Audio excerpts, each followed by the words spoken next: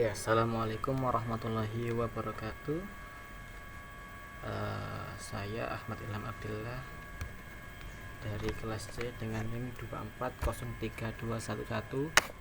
240321100133. Nah, di sini pada hari Rabu tanggal 24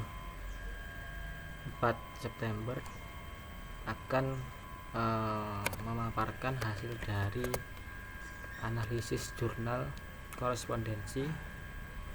Nah, ini kita langsung saja judul jurnalnya adalah penggunaan analisis korespondensi dalam pemetaan wilayah potensi bencana di Provinsi Sulawesi Tengah.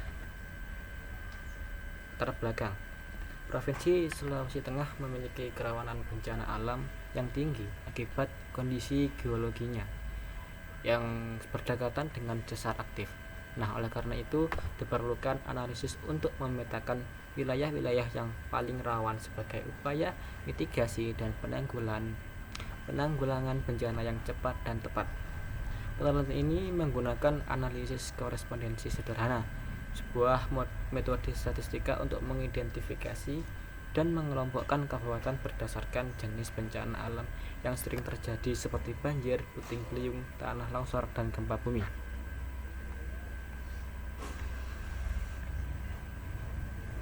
Nah, alasan menggunakan analisis korespondensi ialah yang pertama itu dapat menunjukkan hubungan antara dua variabel atau lebih. Nah, di sini variabelnya itu ada banjir, puting beliung, tanah longsor, dan gempa.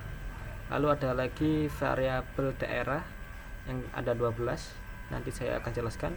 Nah, ini yang alasan yang kedua, yaitu mampu mereduksi dimensi data kontingensi menjadi peta dua dimensi sehingga hasilnya itu lebih mudah diinterpretasikan secara visual. Yang ketiga, lebih informatif dibandingkan tabel kontingensi atau uji chi-square karena dapat memperlihatkan kecenderungan hubungan antar kategori. Nah, lalu kelebihannya apa sih dalam menggunakan metode korespondensi ini? Yaitu yang pertama, mampu mengintegrasikan data dari berbagai sumber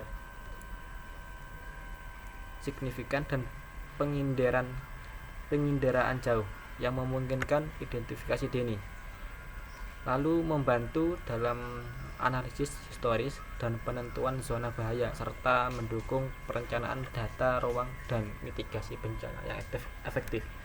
Nah, ini ada metode penelitiannya. Ini ada tabel kontingensi dengan dua variabel, yaitu variabel yang pertama banjir, puting beliung, tanah longsor, gempa bumi. Ada juga variabel yang kedua yaitu kabupaten atau kota. Yang pertama Banggai Kepulauan, Banggai, Morowali, Poso, Donggala, Toli-Toli, Buwol, Parigi Mutong, Wojo Munana, Sigi, Morowali Utara, dan Kota Palu.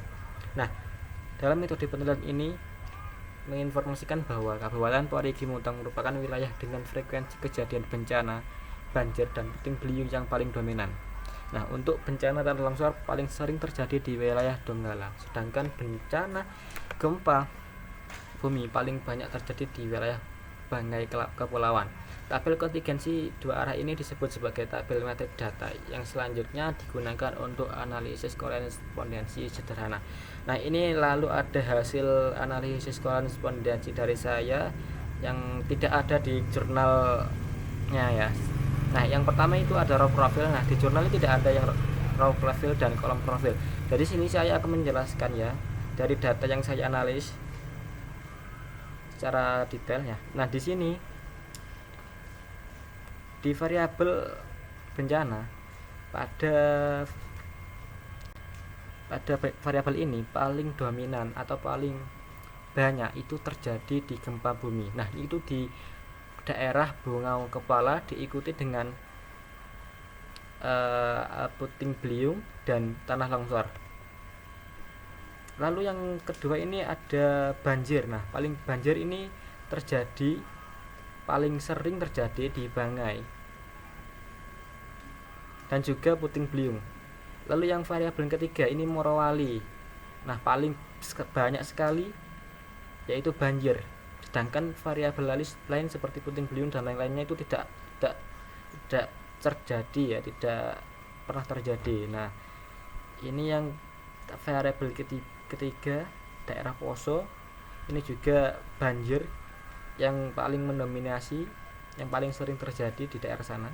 Lalu yang lainnya ini 00 karena tidak ada yang memberitahu jawabannya. Lalu ini pada tabel kolom profile. Nah, di sini yang paling dominan itu di gempa bumi. Nah, ini sama yang di raw profile, ini di daerah Banggai Kepulauan. Lalu di Banggai yang variabel kedua ini di Puting Beliung. Lalu di Morowali ini di banjir yang paling besar nominalnya. Lalu Poso ini banjir, Donggala dan seterusnya enggak ada. Kita lanjut di analisis korespondensi, overview dan over column points.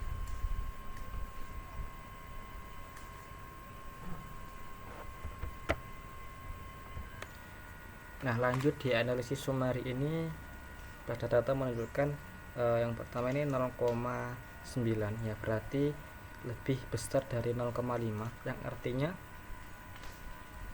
data ini memiliki hubungan atau valid atau signifikan dari data lain, dari data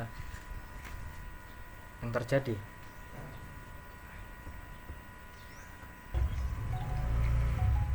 Nah, kita lanjut ke analisis korespondensi yang overview dan column points. Overview column points. Nah, di sini semakin jauh satu titik dari pusat 0,0, maka kategori tersebut memiliki karakteristik yang lebih khas dibandingkan kategori lain. Nah, di sini jauh sekali ya, ini 0,7, 0,9. Nah, jadi semakin jauh dari 0,0 itu semakin memiliki karakteristik yang lebih khas dibandingkan kategori lain. Kita lanjut lagi ke analisis korespondensi dimension 2. Nah, di sini ada tanda ya, ada yang biru itu bencana, yang merah itu daerah ya, antara dua variabel ini. Nah, semakin berdekatan dengan area sini, itu mengartikan bahwa paling dominan itu di daerah tersebut itu yang terjadinya bencana itu ya.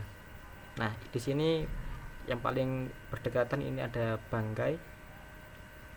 Nah, di sini yang sering terjadi ini tanah longsor. Lalu Poso sering terjadi banjir. Nah, gitu. Lalu di sini juga sama. Nah, itu saja yang bisa saya sampaikan, kurang lebihnya mohon maaf. Wassalamualaikum warahmatullahi wabarakatuh.